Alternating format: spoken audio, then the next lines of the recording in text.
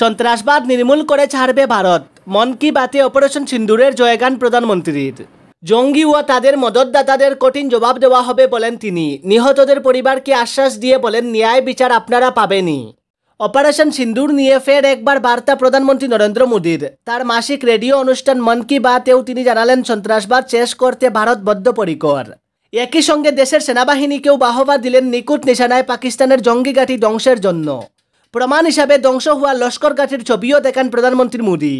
এদিন মন কি বাতের অনুষ্ঠানে জুড়ে ছিল অপারেশন সিন্দুরের কথা। প্রধানমন্ত্রী নরেন্দ্র মোদী বলেন, আজ গোটা দেশ সন্ত্রাসবাদের বিরুদ্ধে একজুট হয়েছে।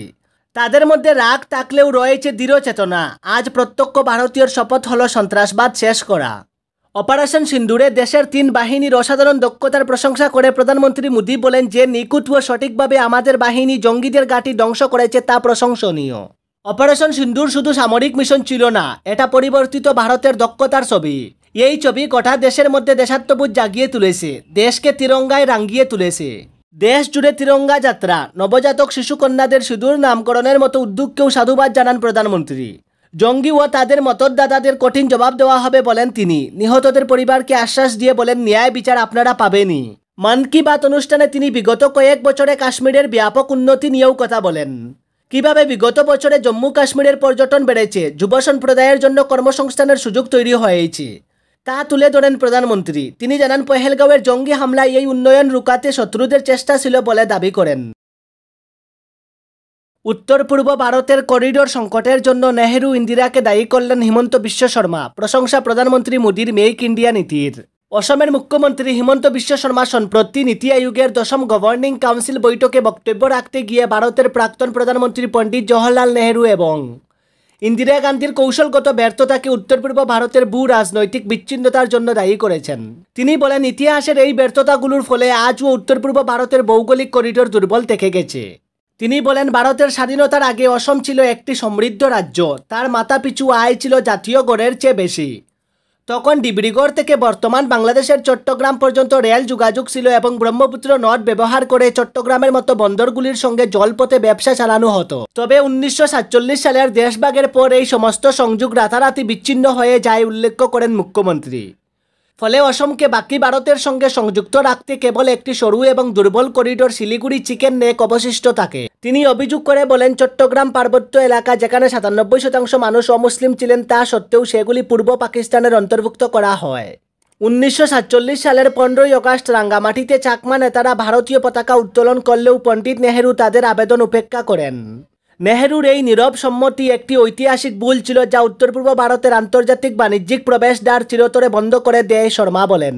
তিনি আরও বলেন, 1971 সালের বাংলাদেশের মুক্তিযুদ্ধের সময়ও তৎকালীন প্রধানমন্ত্রী ইন্দিরা গান্ধীর সামনে ছিল আরও একটি বড় সুযোগ, উত্তর পূর্ব ভারতের জন্য একটি নিরাপদ এবং প্রশস্ত করিডোর নিশ্চিত করা। কিন্তু তার কথায় এই কৌশলগত সুযোগও হারানো হয়। মুখ্যমন্ত্রী বলেন, এই দুটি ঐতিহাসিক মোড়ে সাহসী নেতৃত্ব থাকলে আজকের পরিস্থিতি ভিন্ন হতে পারত। কিন্তু রাজনৈতিক নেতৃত্বের দুর্বলতার কারণে উত্তর পূর্ব ভারত পিছিয়ে পড়ে।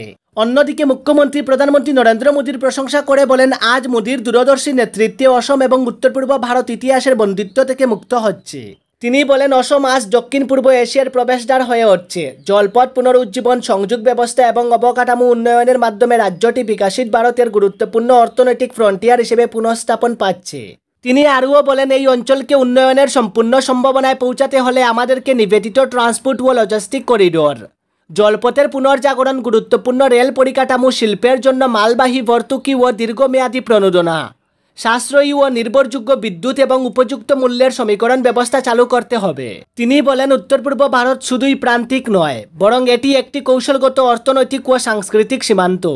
এই অঞ্চল দক্ষিণ পূর্ব এশিয়ার প্রবেশদ্বার, যেখানে মানব সম্পদ ও সম্ভাবনার বিরাট ভাণ্ডার রয়েছে। তিনি বলেন, আসুন অতীতের ব্যর্থতাগুলিকে শুধরে এখন আমরা দৃঢ় নীতি নির্ধারণ ও প্রতিষ্ঠানের জবাবদিহিতার মাধ্যমে প্রধানমন্ত্রীর প্রতিশ্রুতিকে বাস্তবে রূপ দেই।